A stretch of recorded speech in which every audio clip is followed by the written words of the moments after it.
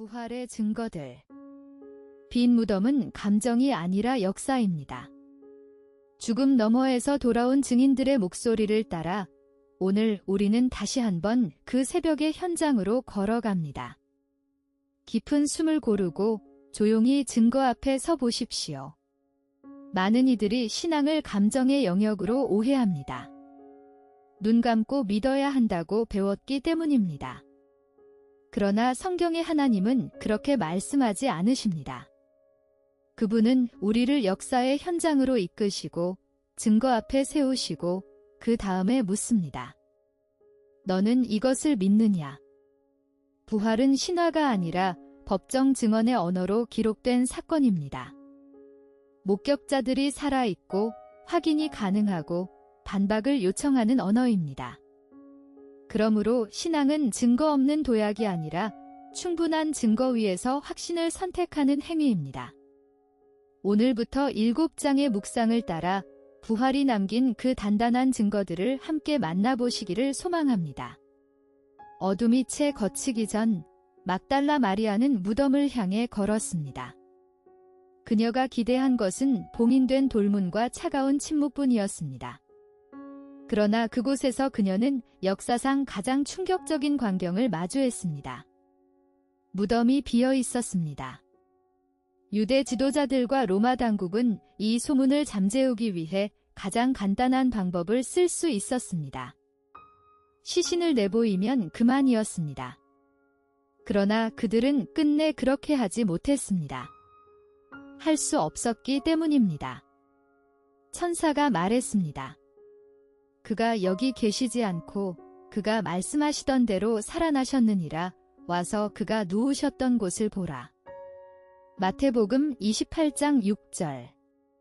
와서 보라는 초대입니다. 기독교 신앙은 확인되지 않은 맹신이 아닙니다. 빈 무덤 앞에는 두 가지 언어가 있었습니다. 한편에는 고발자의 침묵이 있습니다.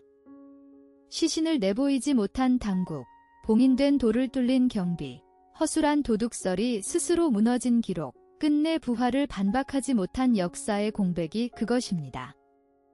다른 한편에는 증인의 선포가 있습니다. 광장으로 걸어 나온 제자들, 목숨으로 서명한 증언, 법정 증언의 언어, 오늘까지 이어지는 삶의 변화. 사람은 거짓을 위해 고문대와 처형장을 견디지 않습니다. 그런데 부활의 증인들은 단 한 명도 예외 없이 자신의 목숨으로 그 증언을 마감했습니다. 이 완강한 일관성은 그 자체로 역사의 한 기둥입니다. 당신은 오늘 어느 쪽 언어 앞에 서 있습니까? 예수께서 십자가에서 숨을 거두시던 날 밤, 제자들은 문을 걸어 잠그고 숨어 있었습니다. 수제자 베드로는 3번이나 예수를 모른다고 부인했습니다. 그런데 불과 며칠 후, 이 같은 사람들이 예루살렘 한복판에서 외칩니다. 너희가 십자가에 못 박은 이 예수를 하나님이 살리셨다. 무엇이 이들을 이토록 바꾸었습니까? 베드로와 요한은 공회 앞에서 단호히 말했습니다. 우리는 보고 들은 것을 말하지 아니할 수 없다. 사도행전 4장 20절. 바울은 한 번에 500여 형제가 부활의 주님을 배웠다고 기록하며 그 중에 지금까지 살아있는 자들도 있다고 덧붙였습니다. 고린도전서 15장 6절. 반박하고 싶다면 직접 가서 물어보라는 공개적 도전이었습니다. 역사에서 가장 강력한 증거는 때로 반박의 부재에서 발견됩니다. 부활이 선포되던 첫 아침, 예루살렘의 종교 지도자들과 로마 당국은 단 한 가지만 보여주면 이 운동을 단번에 잠재울 수 있었습니다. 무덤 안의 시신이었습니다. 그러나 그들은 끝내 그것을 보여주지 못했습니다. 당국이 내놓은 해명은 스스로 허물어졌습니다. 군인들에게 돈을 많이 주며 이르되 너희는 말하기를 그의 제자들이 밤에 와서 우리가 잘 때에 그를 도둑질하여 갔다 하라. 마태복음 28장 13절. 잠든 경비병이 어떻게 목격을 할 수 있겠습니까? 실제로 도굴이 있었다면 그들은 처형되었어야 했습니다. 그러나 그들은 처벌이 아니라 뇌물을 받았습니다. 이 엇박자 자체가 당국의 당혹을 드러냅니다. 반증이 침묵한 세 자리를 천천히 들여다봅시다. 첫째, 로마의 경비입니다. 정예 병사들이 밤새 지킨 무덤이었습니다. 조용한 도굴은 물리적으로 가능하지 않았습니다. 둘째, 공식 봉인입니다. 총독의 도장이 찍힌 돌을 옮기는 순간 경비병은 처형이 마땅했습니다. 그만큼 무거운 책임이 걸려 있었습니다. 셋째, 빈 공간입니다. 반대자들은 단 하나만 꺼내면 됐습니다. 시신입니다. 그 하나를 끝내 보여주지 못했다는 사실 자체가 남은 가장 단단한 증거입니다. 무덤에 비어있음은 부재의 표시가 아니라 임재의 새로운 형식이었습니다. 하나님은 더 이상 돌 안에 갇혀 계시지 않습니다. 그 생명은 지금도 닫힌 곳을 열어갑니다. 봄이 오기 전 땅은 오래도록 침묵합니다. 딱딱하게 얼어붙은 흙 속에서 씨앗은 보이지 않습니다. 그러나 그 침묵의 시간 안에서 가장 깊은 변화가 일어나고 있습니다. 수분을 흡수하고 효소가 활성화되고 세포가 깨어납니다. 겉으로는 죽음처럼 보이는 그 시간이 실은 생명을 준비하는 시간입니다. 예수님께서 자신의 죽음을 앞두고 말씀하셨습니다. 한 알의 밀이 땅에 떨어져 죽지 아니하면 한 알 그대로 있고 죽으면 많은 열매를 맺느니라. 요한복음 12장 24절. 부활은 죽음을 건너뛰는 사건이 아닙니다.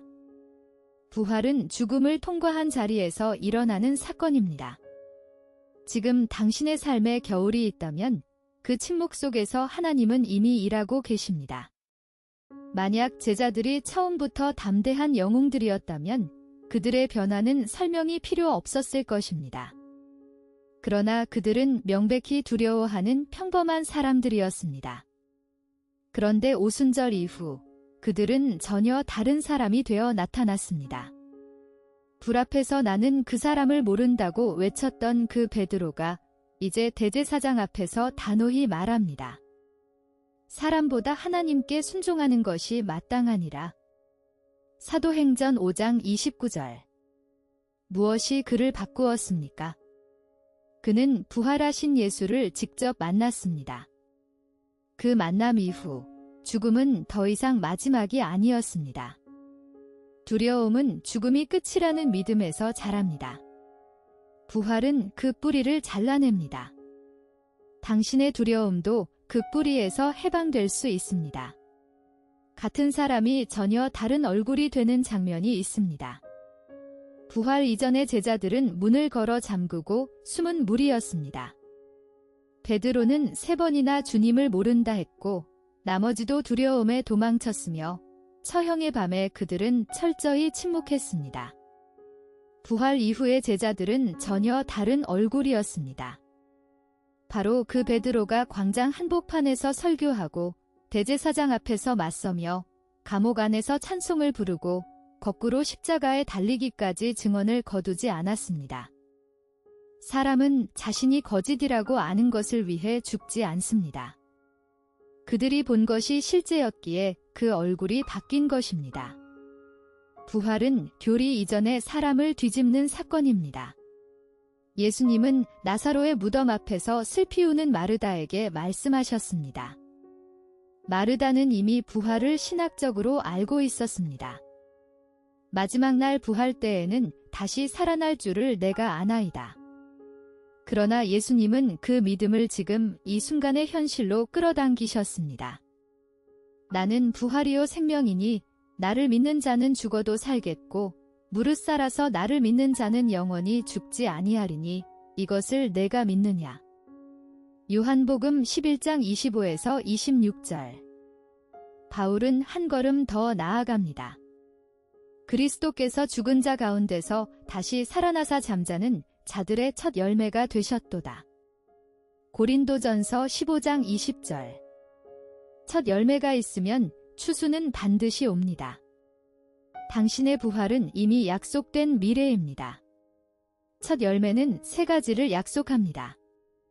첫째, 먼저 일어나신 분이 계시다는 사실입니다. 그리스도는 잠든 자들의 첫 열매이십니다. 고린도전서 15장 20절. 그분의 부활은 역사 속 한 번의 기적이 아니라 앞으로 올 모든 부활의 시작입니다. 둘째, 나의 부활의 보증입니다. 첫 열매가 있다는 것은 그 뒤를 이을 추수가 반드시 온다는 의미입니다. 나는 이미 그 약속 안에 포함된 존재입니다. 셋째, 오늘 펼 수 있는 손입니다. 죽음이 끝이라면 이 세상의 것을 필사적으로 붙잡아야 합니다. 그러나 부활이 문이라면 우리는 쥔손을 펼 수 있습니다. 날마다 죽고 날마다 다시 사는 그 자유가 오늘 우리의 것이 됩니다. 부활절 아침, 교회당은 꽃으로 가득하고 찬송 소리는 높습니다.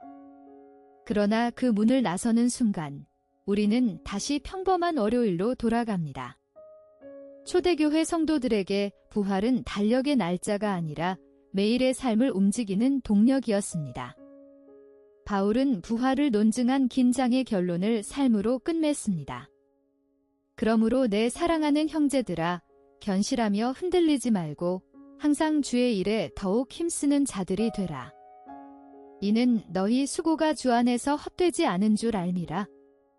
고린도전서 15장 58절. 부활의 증인은 완벽한 사람이 아닙니다. 죽음과 절망을 딛고 다시 일어서는 사람입니다. 아이 위해 새벽에 일어나는 부모, 환자 곁을 지키는 간호사, 부당함 앞에서 정직을 선택하는 직장인, 그들이 오늘의 가장 강력한 증인입니다. 우리는 함께 빈 무덤 앞에 섰습니다. 목숨으로 서명한 증인들의 목소리를 들었고 무덤을 열 수 없었던 당국의 침묵을 확인했으며 땅에 떨어져 죽는 씨앗의 비밀을 묵상했고 겁쟁이를 순교자로 바꾼 부활의 힘을 보았습니다. 마침내 우리는 모두 그 증인으로 부름받았다는 사실 앞에 섰습니다. 나는 부활이요 생명이니 나를 믿는 자는 죽어도 살겠고 무릇 살아서 나를 믿는 자는 영원히 죽지 아니하리니 이것을 내가 믿느냐. 요한복음 11장 25에서 26절. 당신의 이야기는 아직 끝나지 않았습니다. 다음 회에는 영혼은 어디로 가는가를 함께 묵상합니다. 우주나 채널을 구독하시고 다음 시간에 다시 만나기를 기도합니다.